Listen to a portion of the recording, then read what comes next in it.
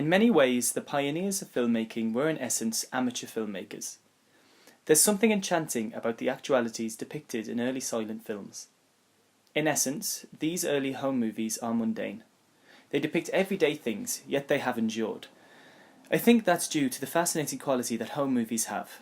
They show real life at its most amateur. It should be no surprise then that home movies became sources of entertainment throughout the years. We need look no further than the medium of television to sum up the duration and expansion of the amateur home movie. Indeed, the British TV show You've Been Framed showcases this affection towards the home movie. The concept behind You've Been Framed is simple. Viewers send in the home movie videos that contain humorous acts or events. As long as the clips are strictly PG and are judged to be funny enough for television, the clip is shown. Every person who gets their clip shown gets a payment of £250. The show began in 1990 and has continued up until the present. Originally, the show was presented in front of a live studio audience who used to comment and vote on their favourite clip.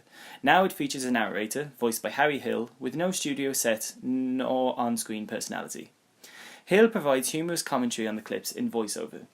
Jane Simon in Recycling Home Movies describes this feature as the context of the living room screening of home movies where the filmmaker describes the scenes being projected.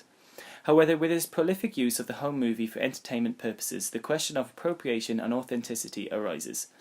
It is no surprise that You've Been Framed cultivated the home movie for entertainment, as the very nature of home movie is the one which stems from mutual activity.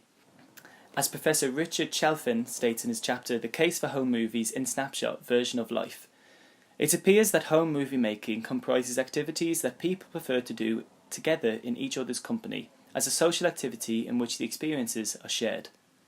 Thus, You've Been Framed takes a concept inherent within the home movie and recontextualises it within the confines of televisual entertainment. In fact, Chalfin states that the key concept of the home movie is the exhibition of it. He finds that, for most home movie makers, exhibition events are exciting times. Informants reported that home movies are usually shown in a party atmosphere, not too unlike the one that originally inspired the shooting of the films. Ladies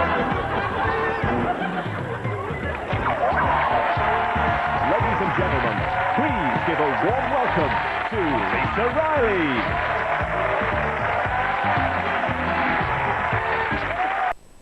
Yet regardless of the suitability or ingenuity of You've Been Framed as entertainment, the use of the home movie still brings up questions of appropriation. Looking at the You've Been Framed website shows that ownership of the footage is a tricky one. In the terms and conditions, ITV states that if your clip is to be televised, you will receive a payment of £250, but this is a one-off payment and no further payment will be made to you by ITVS for repeat broadcast of your submission. ITVS will not under any circumstances be obliged to make any further payments to you whatsoever. So should your clip be chosen, it is owned by ITV. Obviously, You've Been Framed only shows clips no longer than 10 to 20 seconds, and so ITV can only own the right to televise that specific portion of a home movie. Yes, the owner of the footage still owns the full entire clip, but for the broadcasting purposes, the actual portion shown on the show is owned by the network. This clip can then be repeatedly shown again and again, and the network do not have to pay the owner for it. Also, on the official website for the show, there is a section called Tips for Filming. The purpose of You've Been Framed was that it was showing real-life people who managed to capture something funny on their cameras. So these tips for filming do bring in the question of authenticity with the show. Despite the fact that You've Been Framed doesn't take or like staged clips, as the producer Chris Thornton states in an interview with Den of Geek. Most stage clips are just disappointing. It's beyond most people's acting abilities to fake a genuine reaction to an accident.